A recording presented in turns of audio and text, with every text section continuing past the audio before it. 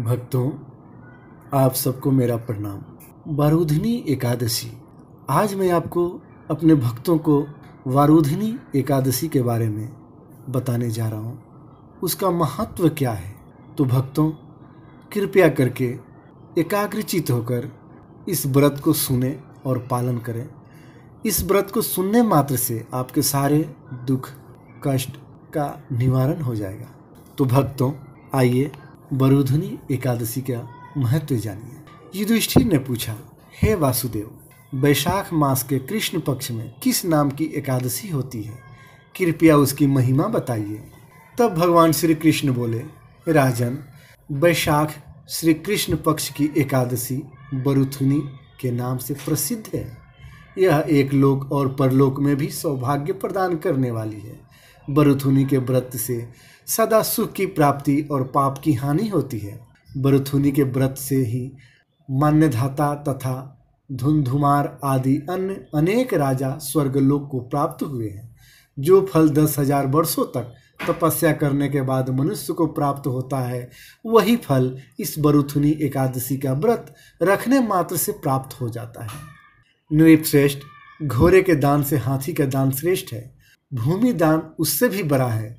भूमि दान से भी अधिक महत्व तिल दान का है। तिल दान से बढ़कर स्वर्ण दान और स्वर्ण दान से बढ़कर अन्न दान है, क्योंकि देवता, पितर तथा मनुष्यों को अन्न से ही तृप्ति होती है। विद्वान पुरुषों ने कन्यादान को भी इस दान के ही समान बताया है। कन्यादान के तुल्य ही गाय का दान है। यह साक्षात भगवान का कथन है। इस सब दानों से भी बड़ा दिव्य दान है। मनुष्य वारुधिनी एकादशी का व्रत करके विद्या दान का भी फल प्राप्त कर लेता है।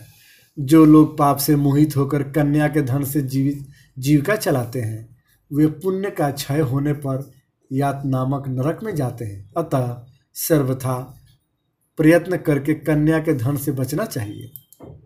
उसे अपने काम में नहीं लाना चाहिए। जो अपनी शक्ति के अनुसार अपनी कन्या को आभूषणों से विभूषित करके पवित्र भाव से कन्या का दान करता है, उसके पुण्य की संख्या बताने में चित्रगुप्त भी असमर्थ है। वारुधिनी एकादशी करके भी मनुष्य उसी के समान फल प्राप्त करता है।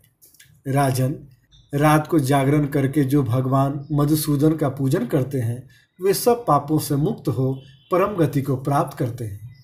अतः पाप भीरु मनुष्यों को पूर्ण प्रयत्न करके इस एकादशी का व्रत करना चाहिए।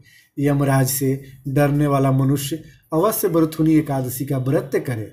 राजन, इसके पढ़ने और सुनने से सहस्त्र गौदान का फल मिलता है और मनुष्य सब पापों से मुक्त होकर विष्णु लोक में प्रतिष्ठित होता है। इसलिए सुयोग्य पाठक श्रोता इस वारुधिनी एकादशी को सुने, पढ़ें और अपने सामर्थ्य के अनुसार दान करें, तो उनके जन्मों जन्मों का पाप कट जाता है और वे वैकुंठ को जाते हैं।